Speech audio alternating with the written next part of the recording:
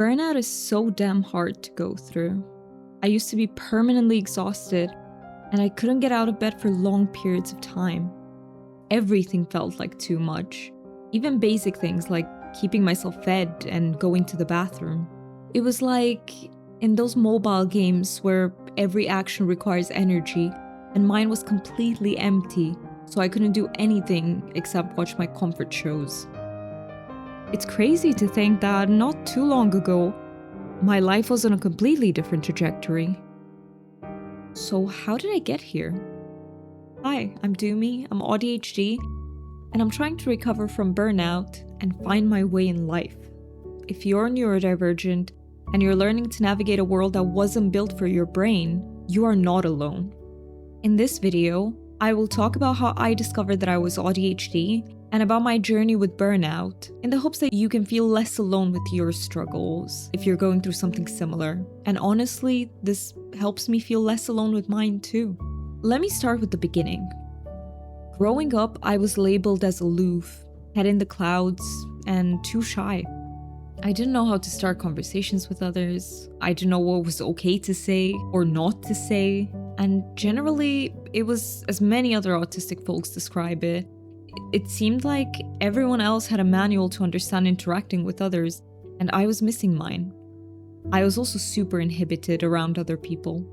Going through life undiagnosed wasn't easy at all. I developed social anxiety and depression somewhere in middle school. I lived every day feeling like I could never be myself around others. I learned to suppress everything: stems, emotions, thoughts, opinions. I had friends, but those friendships always ended in a way that I never saw coming, and I never understood what happened. I struggled with social interaction, and I didn't get the support I needed to actually succeed at it. But then in high school, I thought I found the solution. I decided to become a therapist. Looking back, I realized it was because I wanted to learn how to mask better and to be accepted by others. And I succeeded. 5 years of uni, and I had people from school and high school telling me how much I've changed and essentially telling me they like me better this way. And I was so happy about it and finally felt confident. So then, what made me suspect I was AuDHD, and how did we get to the burnout? I struggled immensely with marketing myself as a therapist. I just couldn't get myself to promote my private practice on social media. I tried hard. So many strategies I knew, from trying to change my thoughts to practical strategies. Nothing worked at that time. I looked around and almost none of my peers were struggling so much with this, which got me thinking, what's wrong with me? As in, diagnosably wrong. Bear with me with the language. This was how I thought about it at the time. I remembered I had come across a video about ADHD when researching something for a patient. And it was in that moment it clicked. I could have ADHD. I started researching intensely, hours and hours every day, and I became more and more convinced that this is what I had all my life. An official diagnosis at 27 confirmed it. I have inattentive type ADHD. I was also prescribed medication. You see, meds were my last resort in trying to be a therapist. If they didn't work, there was nothing else I could try. After all, I had tried so many strategies, and my executive dysfunction still got in the way of everything. I was a husk of a human being. So either my executive dysfunction had to get a lot better, and my overwhelm and fatigue had to decrease significantly, or I was facing a really hard decision. Stimulants ended up being fairly useful. I had more energy, and because of that I was able to get more done. But I was still struggling a lot. I was getting more and more fatigued, and I didn't have the energy to even do things I liked. I was constantly anxious and overwhelmed.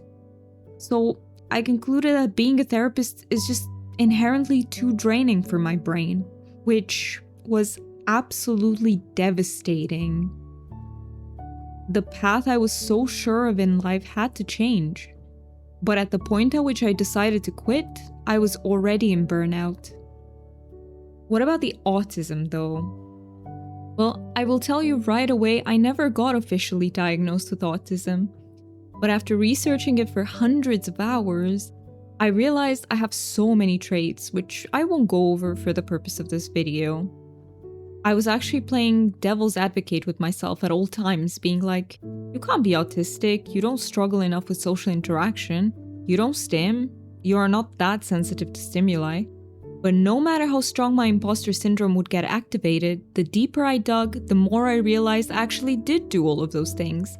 But they were always heavily masked by my ADHD. Once that was controlled with my meds, I started noticing the traits that had always been there.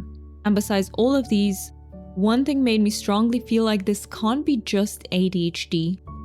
I script heavily. I think of what to say before social interactions, and damn it, because I swear it never goes as planned, and then I get confused. During interactions, it's like I have a director in my brain being all like, you've been doing too much eye contact, now it's time to look away. Now make sure to smile. You haven't said anything in a while and they will think you're not interested in what they're saying, so ask a question. Think of processing that on top of everything that's happening. It's exhausting. And then after interactions, they get replayed in my head over and over again. Gee, I wonder why I'm so tired all the time. So where am I at the moment? I've been in burnout for over 2 years now. I have days when I function well, and days in which I'm only able to do the bare minimum and honestly just exist. I still have a tendency to push myself too much and then have to rest. But the period in which I can't function has been getting shorter and shorter. Now it's just a few days instead of weeks at a time. The bad part is I still have months when I'm almost constantly tired. I had to cut down on my IRL social interaction a lot. And by that I mean reduce it to almost none.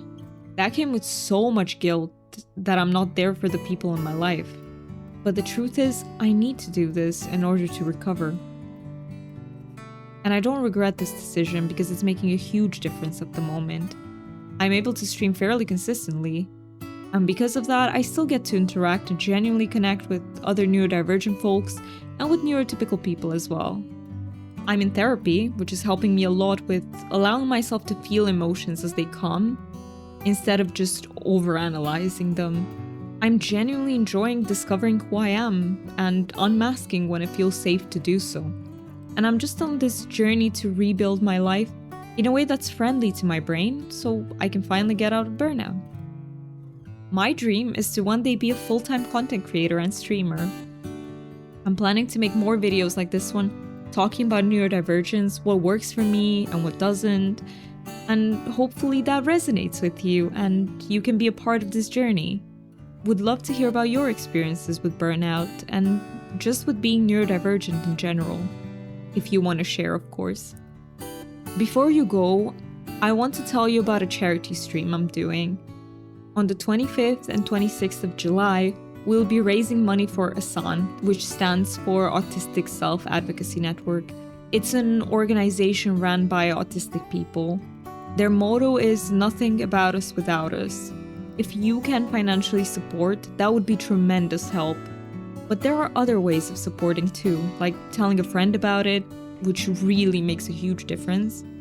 And even being there on stream and helping me spread awareness about ASAN and about autism. You can find the link below.